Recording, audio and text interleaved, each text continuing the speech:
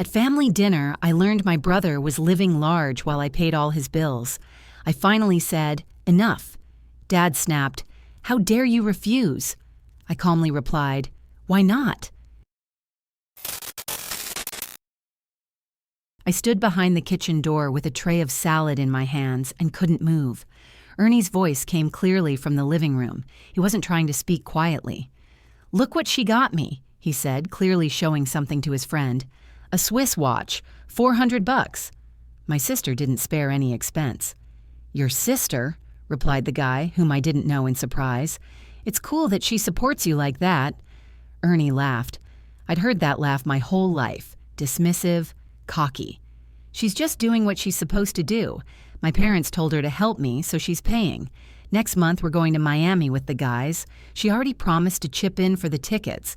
You can live pretty well on her money if you know how to ask." Something inside me broke. It didn't explode or shatter with a bang. It just broke quietly, methodically, like a dry branch under the snow. For 27 years, I tried to be a good daughter, a good sister. For 27 years, I did everything right. And now I was standing outside the door of my childhood home, listening to my younger brother laugh at the fact that I was just a source of money for him. I had to put the tray on the windowsill because my hands were shaking so much that the lettuce leaves fluttered.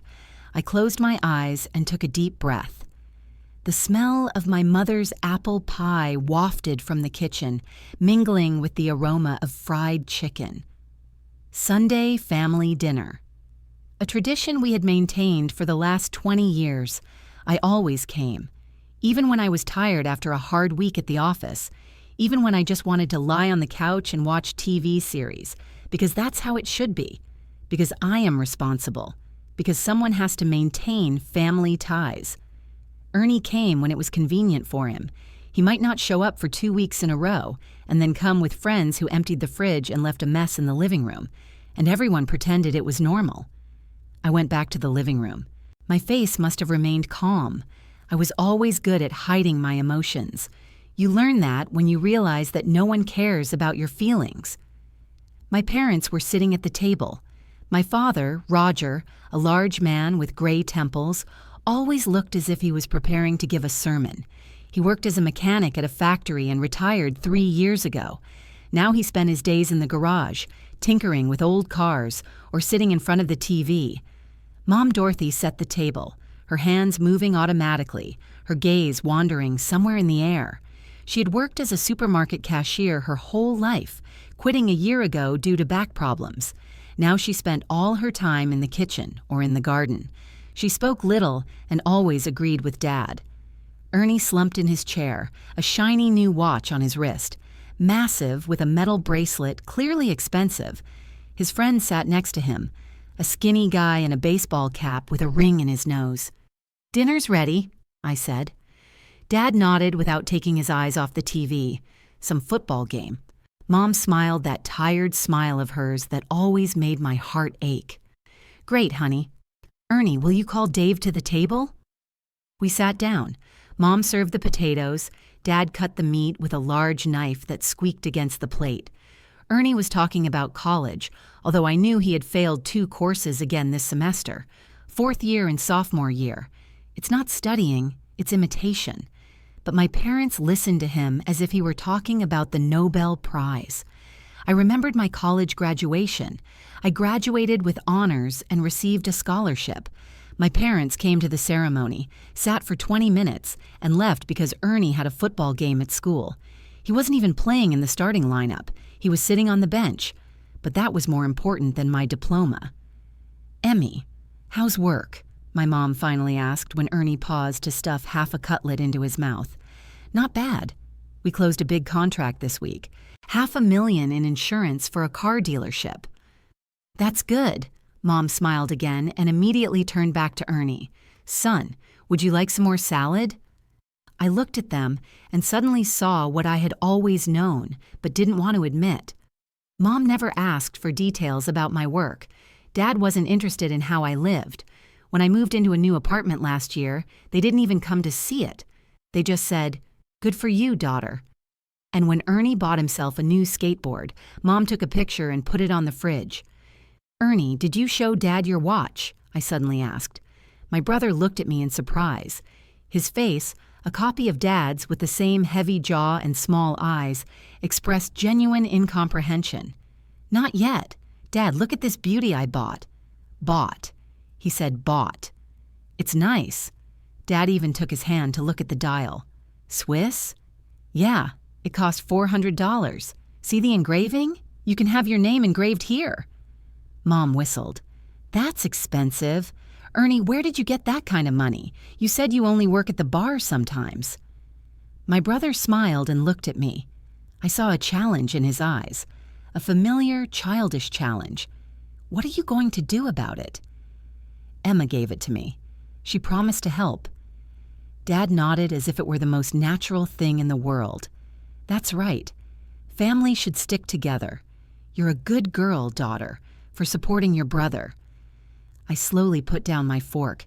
It clattered against the plate, and the sound seemed too loud in the sudden silence that fell in my head.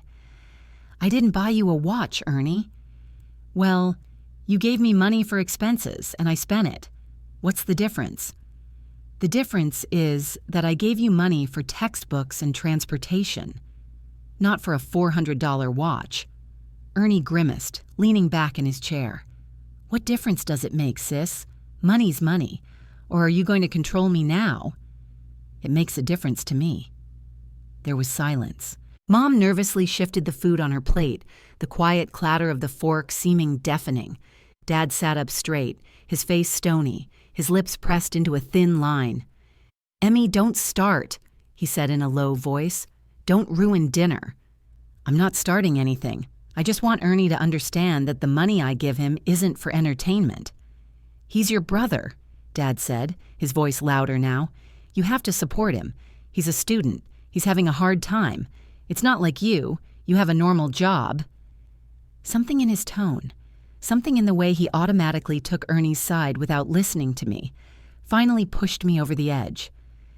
"I'm not giving him any more money," I said calmly. Ernie laughed, and his friend Dave smiled too, not understanding the situation. "Yeah, right. You always say that, and then you give him money anyway. This time I'm serious." Dad slammed his palm on the table. The plates rattled. A glass of water tipped over, spilling a puddle on the tablecloth. Mom screamed, "How dare you refuse? He's your brother. You have responsibilities to this family. We raised you, fed you, clothed you." I looked at him, at this man who never asked how my day was, who didn't come to my college graduation because Ernie had a football game at school, who had never once in my entire life told me that he was proud of me. "Why not?" I asked quietly. "What? Why shouldn't I refuse? I work, I pay for my own housing, my own food. I don't owe you anything." Mom turned pale, her hand with the napkin frozen in the air. "Emma, don't say that. We're family." "Family?" I laughed, and the sound was sharp, unfamiliar even to me. "Mom, when was the last time you asked me how I was doing? Not just how's work, but genuinely interested. When was the last time you took my side?" "I'm always on your side," Mom said quietly, but I could see she was lying, even to herself. Ernie leaned back in his chair, twirling his fork. "Drama out of nowhere. I gave you some money and now you're putting on a show. Big deal. You bought a watch." "A little?" I pulled out my phone and found the bank app. "Over the last year, I've transferred $18,000 to you. 18,000, Ernie. That's not a little." Even Dad fell silent for a moment. Dave whistled softly. "You're exaggerating," Dad finally said, but his voice sounded uncertain. "I have all the receipts, all the transfers. Do you want me to show you? I'll list them by month." The silence grew thicker. Mom stared at her plate, her lips trembling. Ernie twirled the watch on his wrist, looking slightly uncomfortable for the first time. Dad clenched his jaw, the veins in his neck bulging. "You're selfish," he finally said. "You've always been selfish. You only think about yourself. You can't just help your brother without all your calculations." I stood up. My hands were no longer trembling. I felt a strange calm, cold and clear. Maybe, but I'm no longer an ATM for this family. If you leave now, don't come back, Dad said coldly, each word like a blow. I mean it, Emmy. Once you walk out that door, forget about us. I took my bag from the back of the chair. Fine, Mom cried, hiding her face in her hands. Emmy, don't do this. Stay, we'll talk it over. Roger, say something to her. But I was already walking to the door. Behind me, I heard Ernie mutter something. Dad slam his fist on the table again, and Mom sob. I pulled on my jacket and grabbed my keys. My hand touched the doorknob, the same one I had touched thousands of times before. When I ran to school, when I came home from college, when I came for those endless Sunday dinners. I left the house of my childhood and closed the door. It was cold outside, and it had started to rain. Drops hit my face, washing away tears I hadn't noticed. I got in the car and just sat there looking out the window at the lights in my parents' house. The phone rang. Mom. I ignored the call. Then another one. Ernie. I ignored that one too. I started the engine and drove home, to my little apartment on the outskirts where no one yelled at me, demanded anything of me, or took me for granted. I drove in the rain and felt a strange emptiness. In the morning, I woke up to the sound of my phone vibrating on the nightstand. The sun had not yet risen, and it was gray outside the window. 5:30 a.m. I reached out without opening my eyes and looked at the screen. Mom again. She had called 6 times during the night. Ernie, 3. Dad, none. He never called first, even when I was a child and got stuck after school in the rain, waiting for someone to pick me up. Then Mom came, an hour later, apologizing for forgetting. I turned off the sound and rolled over. I didn't want to sleep, but I didn't want to get up either. The same thought kept running through my head. Maybe I went too far? Maybe I should have kept quiet, as usual? No, I knew I shouldn't have. But the habit of justifying them was deeply ingrained, like a splinter under my skin. I remembered how, when I was 9, I brought home a drawing. The teacher praised me in front of the whole class and said I was talented. I was so proud of myself and wanted my parents to see it too. My mom glanced at it, said, "Nice, sweetie," and went to make dinner. My dad didn't even look up from his newspaper. A week later, Ernie, who was 4 at the time, drew a scribble with a red pencil. Mom hung it on the refrigerator, and Dad laughed and said that his son would be an artist. I stood next to my neat drawing of a cat and didn't understand why their eyes lit up when they looked at it and dimmed when they looked at me. Then I decided that I just had to try harder. I got straight A's in school. I never skipped school, always did my homework. Teachers held me up as an example. My parents nodded when I showed them my report card and said, "We knew you could do it." Never. "We're proud of you." Just a statement of fact. You did it because that's how it was supposed to be. Ernie barely scraped by with C's, but every C was an event. Mom baked a pie. Dad gave him $20. "See, son, you can do it when you want to." Ernie smiled, took the money, and went to play video games. I remember the day I got a letter from the university, a full scholarship for 4 years of study. I trembled as I opened the envelope, unable to believe my eyes. I ran to the kitchen, where Mom was cutting vegetables for a salad. Mom, look, I got a scholarship, a full one. I won't have to pay for tuition." Mom wiped her hands on her apron and looked at the paper. "That's wonderful, honey. I knew you could do it. Now please help me set the table. Dad and Ernie will be back from practice soon." I stood there with the letter in my hands and felt something tighten inside me. There were no hugs. There were no cries of joy. Just, "I knew you could do it," and a request to set the table. That same evening, Ernie showed his parents his B in math. He had been getting F's all year. Mom cried with happiness. Dad patted him on the shoulder and said they would go to the movies on Saturday to celebrate. No one mentioned my scholarship anymore. I graduated from university with honors. Both my parents came to the ceremony, and my mom even wore a festive dress. But they only stayed for 20 minutes. Ernie was playing football, and the game started at 3. Dad looked nervously at his watch, and Mom fidgeted too. When my name was announced and I went up on stage, they applauded. Then Dad leaned over to Mom and whispered something.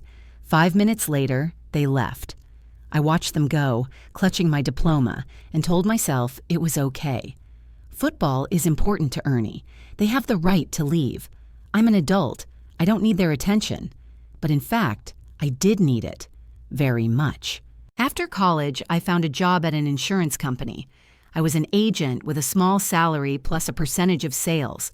I worked 12 hours a day, took extra shifts, learned to understand people, to sell them protection they didn't know they needed.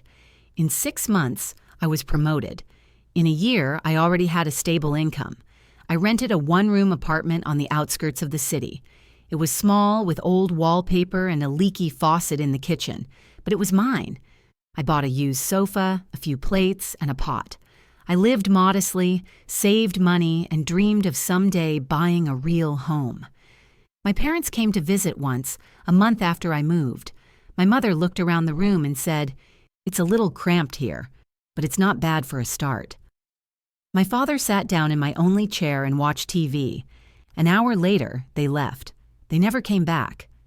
A year ago, my father called me on a Saturday evening. I had just come home from work and was exhausted. I picked up the phone and heard his voice, heavy, serious. "Emmy, we need to talk about Ernie." My heart sank. I thought something had happened. An accident, illness, trouble with the police. What's wrong with him? Is he okay? Physically, yes. But daughter, he's having a hard time. He's studying, trying, but he doesn't have enough money. You know how expensive everything is now.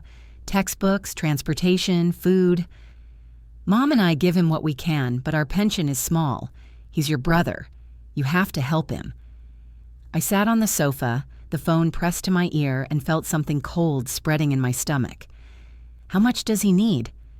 Well, $1,000 a month would be enough. Can you do that? $1,000, a third of my income after paying rent and bills. Dad, it's not easy for me either. I can give less, $500, for example. Emma. His voice became firmer. He's your brother. You're only one. You don't want him to drop out of school because of money, do you? He's barely getting by as it is, and if he starts working, he'll definitely fail the semester. Think about his future.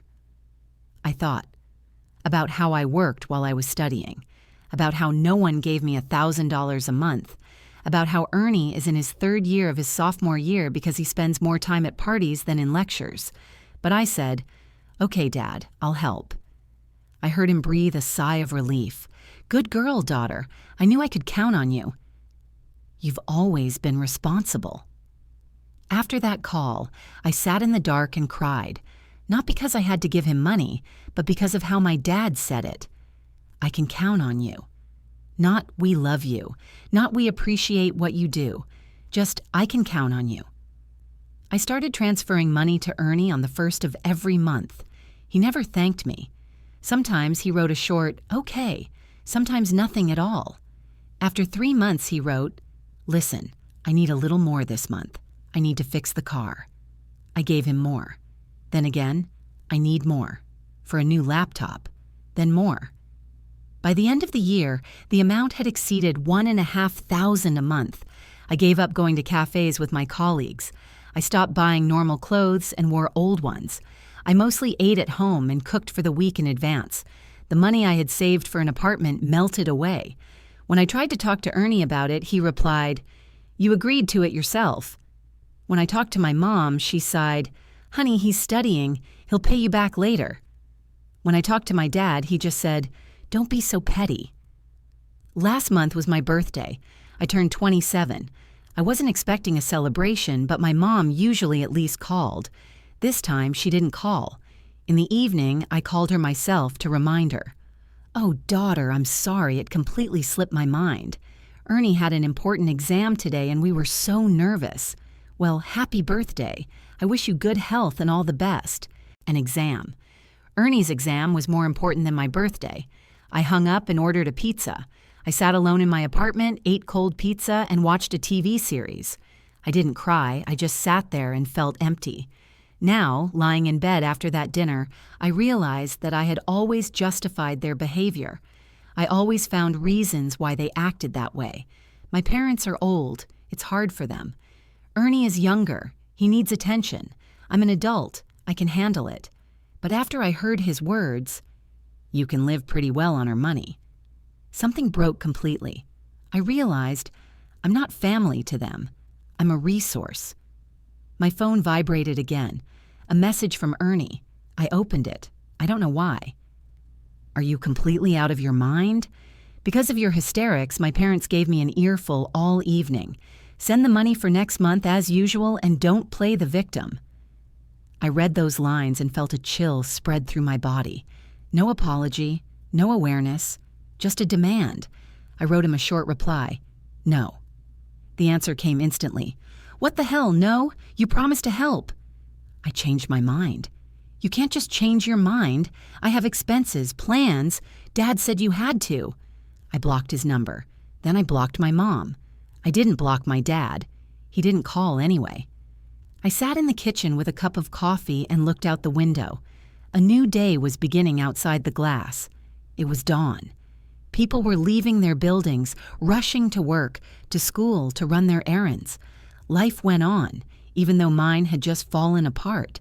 But had it really fallen apart? Or had I finally seen that it had never been whole?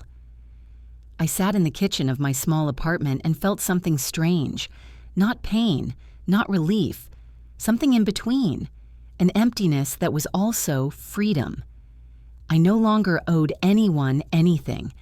I didn't have to justify their words, their actions, their indifference.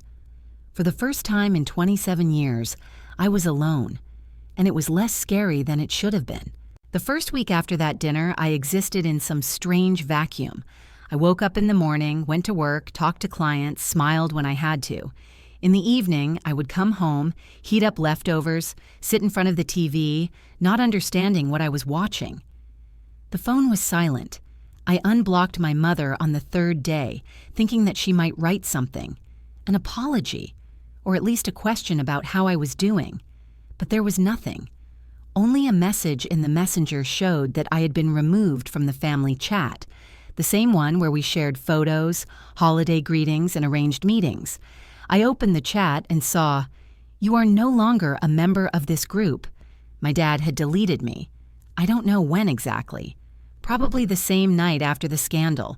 Strangely, what hurt the most was not that I had been deleted, but that no one had written to me separately. No one said, "Emmy, let's talk." Just silence. Cold, absolute silence. At work, I kept up appearances. I sat at my desk in an open office where 12 agents worked, processed documents, called clients, and wrote reports. Working in insurance was monotonous, but I was used to it. I liked the predictability. People buy insurance, I get a percentage, and at the end of the month, I get my salary. It was simple. But that week, I made mistakes with the numbers. I forgot to call back clients twice.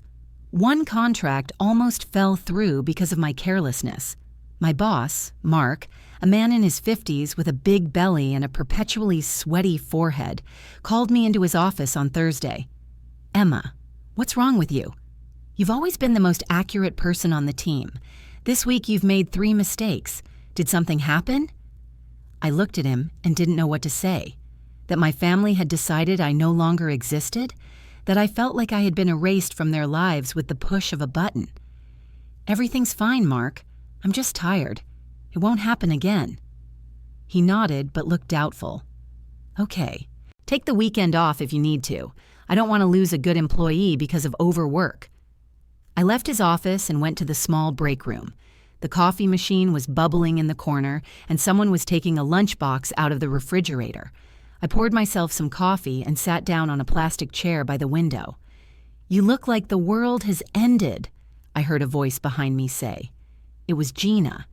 She had been working at our company for 10 years, an experienced insurance agent divorced with 2 adult children who no longer lived with her.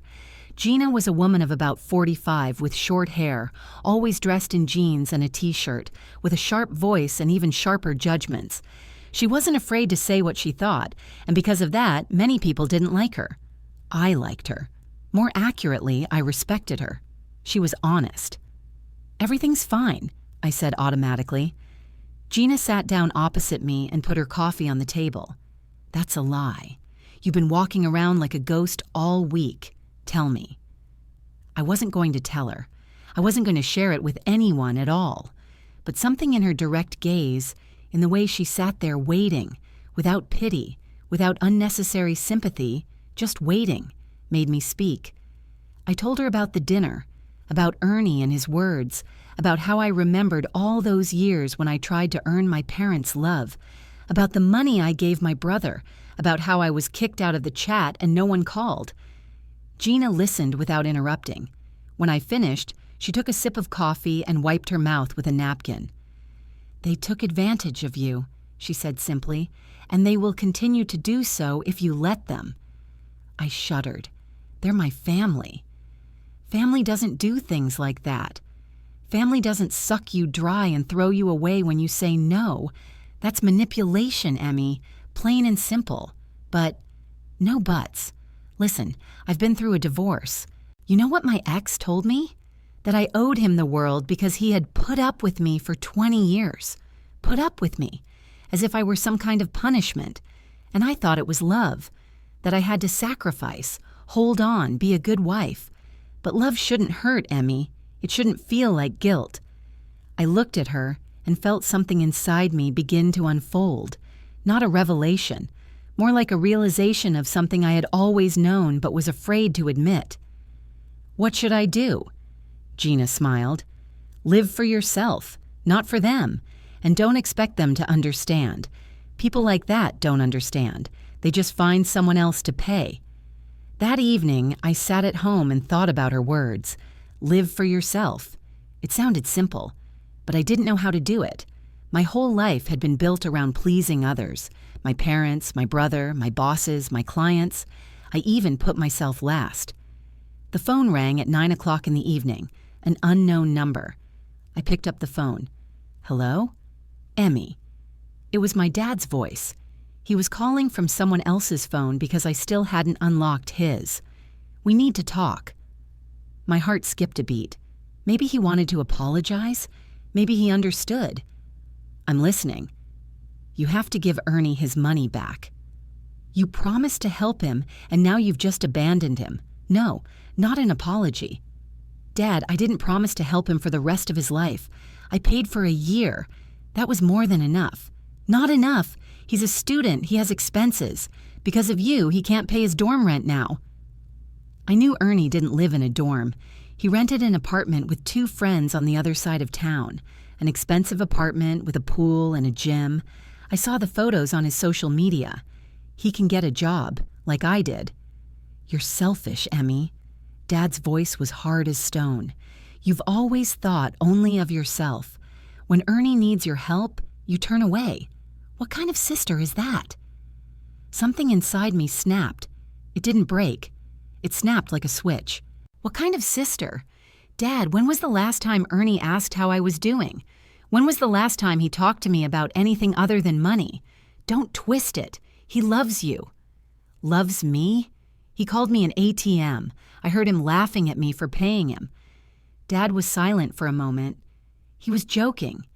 "No, Dad." He wasn't joking, and you know it. "Emma, if you don't promise right now to go back to communicating normally and helping your brother, I'll—" "What? What will you do? Stop talking to me? You don't talk to me anyway. Don't you dare talk to me like that." "Why not? Do I owe you something?" "For what? For raising me. It was your choice, Dad. I didn't ask to be born. And if you did give birth to me, you should love me unconditionally. But you only love Ernie. You always have." Dad was breathing heavily. I could hear his breathing through the phone. "I don't owe you anything," I said quietly but firmly. "Nothing. I gave Ernie $18,000 a year. That's more than you ever gave me in my entire life. I'm done. Not another penny." "You'll regret it," Dad said coldly. "Family is all you have. When you're alone, don't come crawling back to us." "I won't," I replied, and hung up. My hands were shaking. My whole body was shaking. I sat down on the floor, hugged my knees to my chest, and looked out the window. The windows of the neighboring houses glowed behind the glass. Somewhere out there lived people who may have also quarreled with their families. Or maybe not. Maybe everything was fine with them. My phone vibrated. A message from Ernie. He was writing from someone else's Messenger account. "Are you completely out of your mind? Dad told me everything. Do you really think I owe you anything? I didn't ask you for anything. You decided to pay on your own, and now you're playing the victim. You're a snake, Emmy, a snake that bites its own family." I read those words and felt nothing. No pain, no anger, just emptiness. I blocked that account too.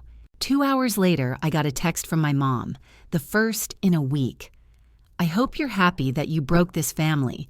Dad can't sleep, Ernie is crying, and you're sitting in your apartment enjoying our pain. Very nice, Emmy. Very." I reread the message 3 times. Mom blamed me, not Ernie, who spent my money on entertainment, not Dad, who yelled at me. Me, because I said no. I wrote her a short reply. "I didn't break up the family, Mom. I just stopped being convenient." She didn't reply. I didn't sleep that night. I lay in the dark, staring at the ceiling and thinking about everything. About how, at 9 years old, I brought home a drawing that no one appreciated. About how, at 18, I received a scholarship that was forgotten 20 minutes later. About how I lived on the edge last year so my brother could go clubbing. Gina was right. They took advantage of me. Not out of malice, not on purpose, just because I let them. I was a convenient daughter, a convenient sister, quiet, obedient, always willing to help and never asking for anything in return. But convenience is not love. It's just convenience. In the morning, I got up and made myself breakfast. A real breakfast, not just coffee and toast. Scrambled eggs, bacon, orange juice. I sat down at the table and ate slowly, looking out the window. The sun was shining. The birds were singing. The world didn't stop because my family rejected me. The phone was silent. I turned the sound back on, but there were no calls. Just one message from Aunt Merlin, my mother's sister. "Emmy, sweetie, your mom told me everything. I'm so sorry it turned out this way. I hope you guys make up. Family is the most important thing." Family is the most important thing. How many times have I heard that phrase? Hundreds. Thousands. But why didn't anyone tell Ernie that family is important? Why didn't anyone tell Dad that he should treat both children equally? Why did this mantra only work one way? From me to them? I didn't reply to my aunt. I just put down the phone and went to work. Gina met me in the hallway, looked me in the face and nodded. "You look better." "Really?" "Yeah, less like a ghost, more like a human being." I smiled. For the first time in a week, I worked better that day. There were no mistakes. Contracts were closed one after another. In the evening, Mark even praised me in front of the whole team. I sat at my desk and felt something new, not happiness, not relief, just calm. In the evening, on my way home, I thought about what would happen next. My parents wouldn't call. That was obvious. Neither would Ernie. They would wait for me to come first, for me to apologize, come back, and become convenient again. But I wouldn't come. For the first time in my life, I wouldn't come. And that was scary. But at the same time, it was liberating. 2 months passed strangely quickly. I expected it to be difficult. I expected to cry every night, sob into my pillow, feel lonely and abandoned. But nothing like that happened. Instead, I felt space. It was as if I had been living in a cramped room all this time, and now the door had opened and I had stepped out into the open air. It was easier to breathe. My thoughts were clearer. I stopped checking my phone every 5 minutes, waiting for messages from my family. I stopped replaying conversations in my head, looking for where I had been wrong. I just lived. I woke up, went to work, talked to Gina over lunch, watched TV series or read in the evenings. Nothing special. The ordinary life of an ordinary person. And it was strangely pleasant. Things went better at work. Mark trusted me with complex contracts again, and I closed them one after another. My salary for the last month was the highest in a year. Without Ernie sucking up a third of my income, the money was accumulating. I even started saving again. Gina invited me for coffee after work on Friday. We sat in a small cafe across from the office, and she told me about her younger son who had just entered university. "He wants to study history," she said with a smile. "Can you imagine? Not medicine, not law, history." At first I was scared, wondering where he would work afterwards, but then I thought, let him. Let him do what he loves. I don't want him to live my life. I listened to her and felt envious. Not out of anger, but quietly, sadly. What's it like to have a mother who wants you to be happy? What's it like to know that someone will support your choice? "You look better," Gina said suddenly, looking up from her cappuccino. "Seriously, 2 months ago you were like a shadow, now you're a living person." "Thanks," I smiled. "I guess being away from toxic people is good for me." "It sure is. Listen, have they been in touch at all?" I shook my head. "No, silence. Complete silence." "And how do you feel?" I thought about it. How did I feel? Not happy, that would be an exaggeration, but not unhappy either. "Calm," I finally said. For the first time in many years, just calm. Gina nodded. "That's good. Calm is an underrated thing." The following Monday, a new client appeared at the office. A tall man in his 50s wearing glasses with a neat gray beard and a suit that looked expensive but not flashy. He approached my desk and smiled politely. "Emmy Winslow?" "Yes, that's me." "How can I help you?" "Walter Crane. I need car insurance. My agent recommended your company." We sat down, and I took out the standard forms. Walter answered the questions clearly, without unnecessary words. A lawyer, it turned out. He had his own practice, mainly family law, divorce, child custody, property division. A difficult field, I remarked as I filled out the forms. "Indeed," he smiled sadly. "You see people at the worst moments of their lives, when love turns to hate and family becomes a battlefield." I nodded, not knowing what to say. Walter paused, then added, "I've had a difficult experience myself. I got divorced 20 years ago. My wife took the children, the house, half of the business. At the time, I thought it was the end, but it turned out to be the beginning." "The beginning of what?" "A new life, without the person who made me unhappy." "You know, sometimes the biggest mistake is holding on to those who don't appreciate you." His words hit a sore spot. I put down my pen and looked at him. "How did you realize you had to let go?" Walter raised his eyebrows in surprise but didn't shy away from the topic. "When I realized that I was doing everything to make her happy and she didn't even notice. When I realized that I was not a partner to her, but a resource. I was completely exhausted before I realized I had to leave." I was silent. He looked at me intently, not intrusively, but with interest. "I'm sorry if this is personal," he said. "It's just that you have the face of someone who is going through something similar." I wasn't going to tell him. He was a stranger, a client. But something about his calmness, the way he spoke without pity or unnecessary emotion, made me speak. I told him briefly. About my brother, the money, the dinner, the scandal. About 2 months of silence. Walter listened without interrupting, nodding occasionally. When I finished, he leaned back in his chair. "You know, the best revenge isn't drama," he said thoughtfully. "It's when you live so well that they feel ashamed, when they see that you've done fine without them, that you're happier, calmer, more successful. That destroys them more than any words ever could." I smiled bitterly. "I'm not sure they don't care at all." "Maybe, but you shouldn't care.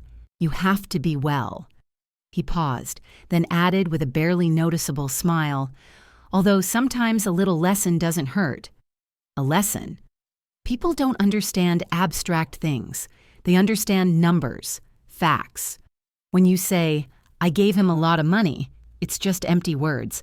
But when you show a clear amount, dates, receipts, that's reality, and you can't brush it off." I thought about it. Walter continued, now in a businesslike tone. "Legally, if you transferred money without a written agreement, it's considered a gift. You cannot demand a refund, but no one has forbidden you from showing the bill, just as information, as a fact. Why? So they can see, to really see how much you gave. People tend to downplay other people's sacrifices, but when the numbers are right in front of their eyes, it's hard to ignore. He left 20 minutes later, leaving me his business card and the signed documents. I sat at the table and twirled the business card in my hands. Walter Crane, family law attorney. A little lesson. An idea began to form in my head, slowly, carefully, like something just sprouting. What did I want? Revenge? No. Revenge was energy I didn't want to waste on them, but I wanted them to understand, at least to see, how much I had given, how wrong they were to call me selfish. In the evening, I came home and opened my online banking. My transaction history was stored for 2 years. I started looking for all of Ernie's transfers. The first one, a year and 2 months ago, $1,000. Comment, for textbooks and travel. The second one, a month later, another 1,000, then another, and another. The numbers grew. 1,500, 2,000 1 month when he said he needed to fix the car. I created a table in Excel, date, amount, purpose, line by line. The numbers painted a frightening picture.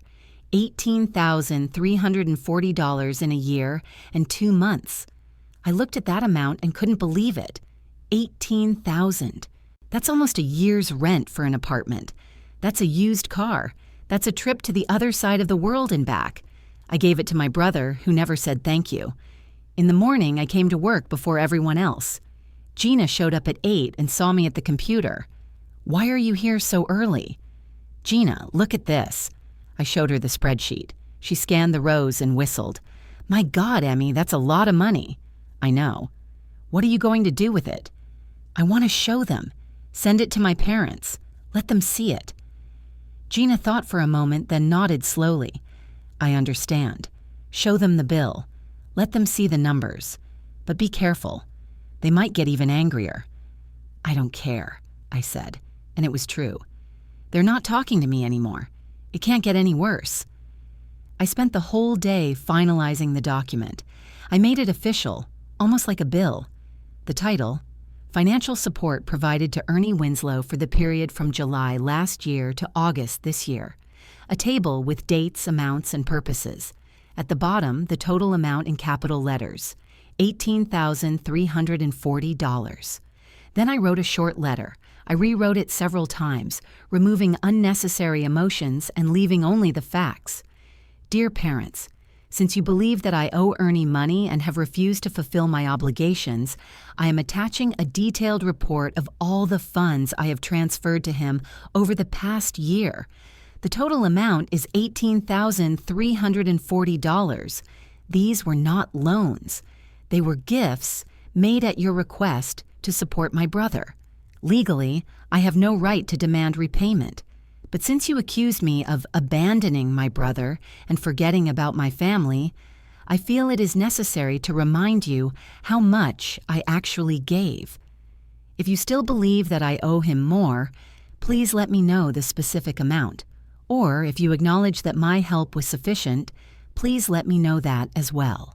I await your response within 30 days. Sincerely, Emmy." I reread the letter 10 times.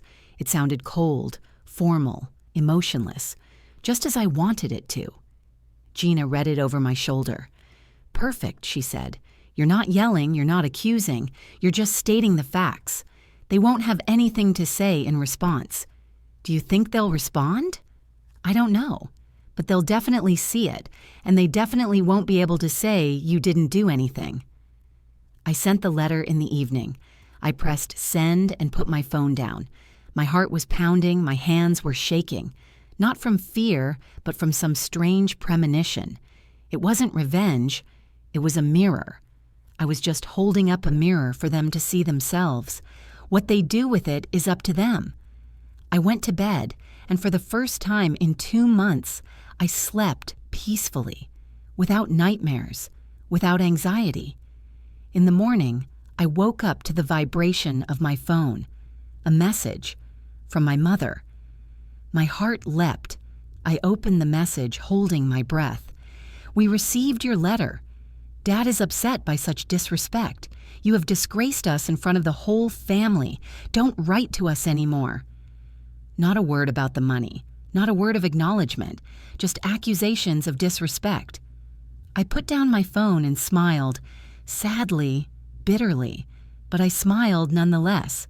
They saw, and they were ashamed. But instead of admitting it, they attacked. Because it's easier. Because that's what they've always done. But it didn't hurt me anymore. I did what I wanted to do. I showed the truth. The rest is not my business. For the first 3 days after that letter, I lived in tense anticipation. I checked my email every half hour, waiting for a call, a message, anything. But it was quiet. My mother's short text message, "Don't write to us anymore," was the last one. I tried to move on with my life. I went to work, talked to clients, laughed at Gina's jokes. But inside, I was anxious. What would happen next? Was it really over? Or was it just the calm before the storm? On the 4th day, after lunch, my Aunt Merlin called me. I wasn't expecting her call. The last time we spoke was 2 months ago, when she wrote to me that family is the most important thing. I didn't reply then.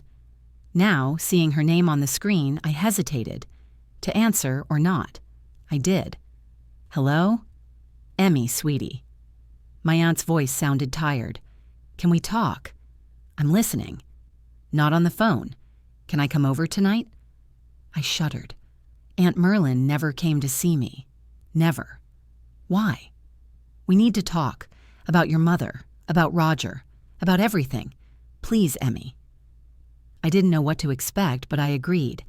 At 7 o'clock that evening, she knocked on my door. I opened it.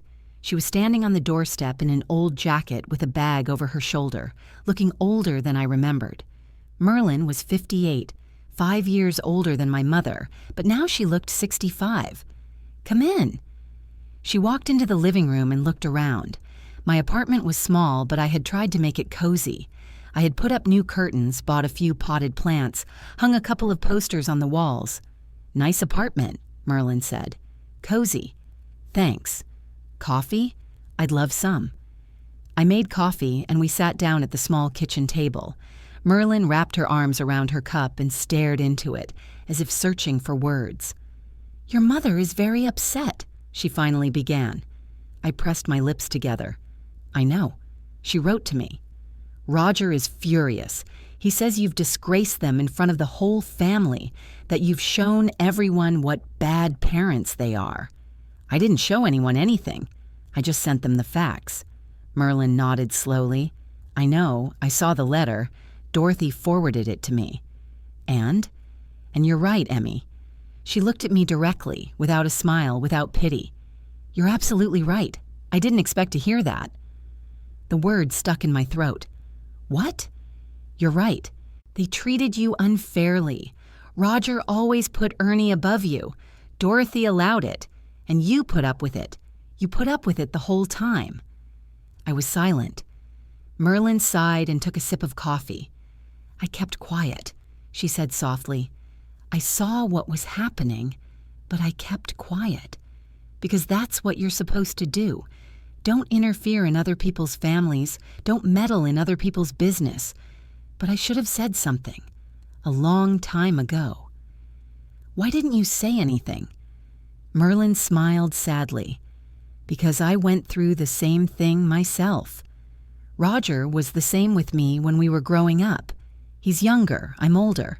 My parents let him do whatever he wanted and made me take responsibility for him. I thought that's how it should be, that older siblings always look after their younger ones." I looked at her, and for the first time saw not just Aunt Merlin, but a person with her own pain. "Then why did you say before that family is the most important thing?" "Because I was used to thinking that way. Because that's what I was taught. But the truth is, family isn't always blood, Emmy. Family is those who are there for you when times are tough. Those who don't take advantage of you. Those who love you, not demand things of you." She paused, then added, "Your mother just got used to making concessions.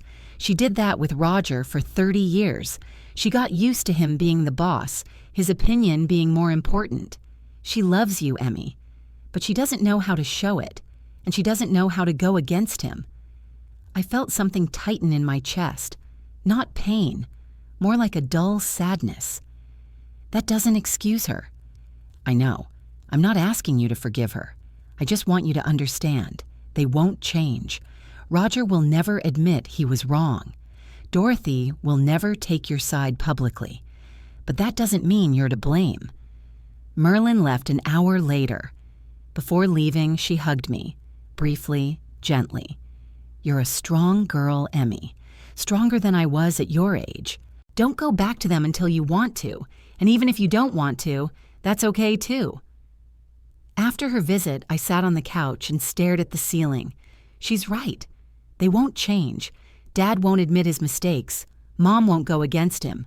Ernie won't understand that he was wrong. But why doesn't it destroy me anymore? Why do I feel not pain, but only calm? A week passed, then another. I lived my usual life.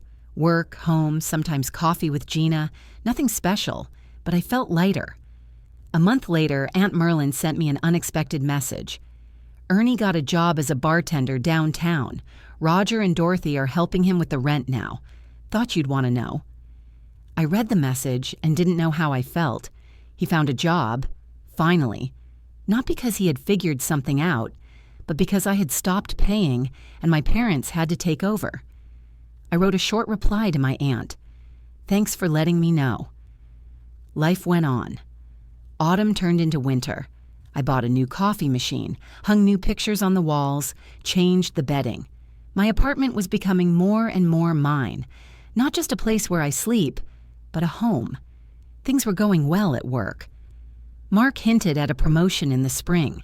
Gina introduced me to her friend Laura, and the three of us sometimes went to the movies together.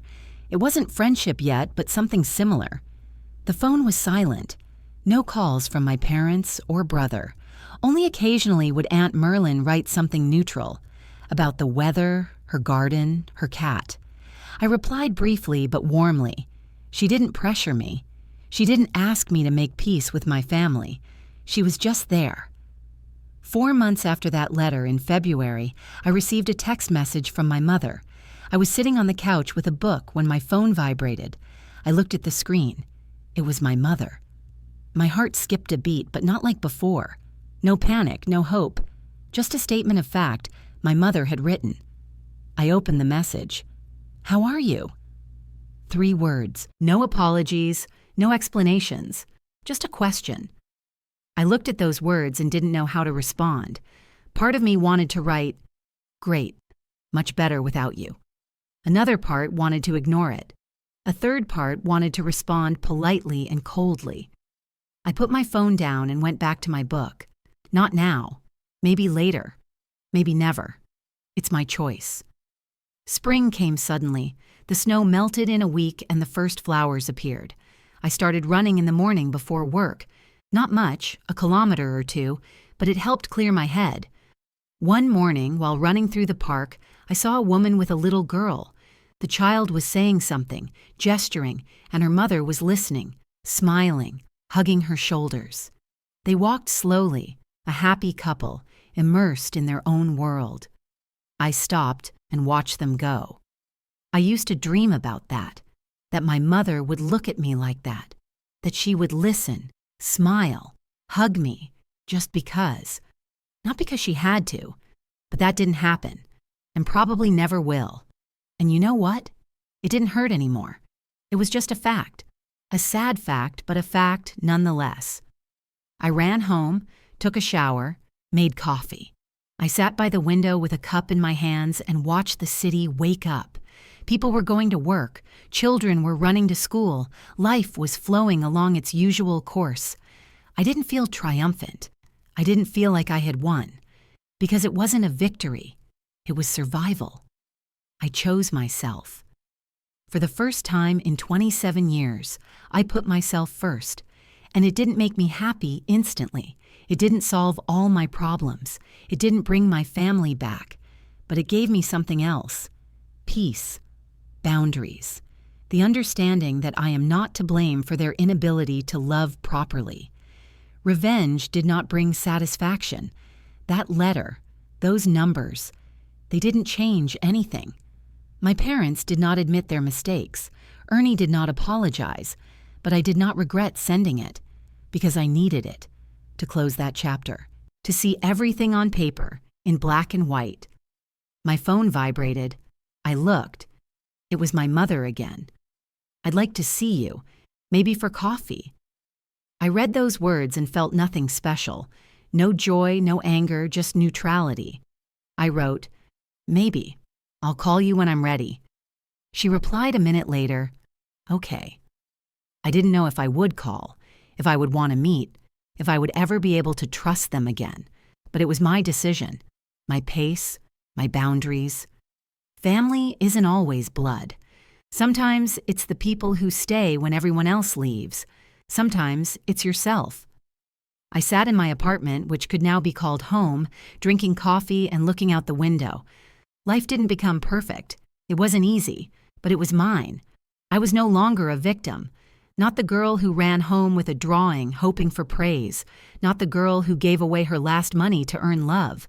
I'm just Emmy, 27 years old, insurance agent, a woman who finally chose herself. And that's not selfish. It's survival. I finished my coffee, put the cup in the sink, and glanced at the clock. Time to go to work. A new life won't wait. I grabbed my bag, left the apartment, and closed the door behind me. A normal day lay ahead. Work, clients, reports. Nothing special. But for the first time in a long time, I walked down that road with ease, without the burden of guilt, without expecting approval. I just walked, and that was enough.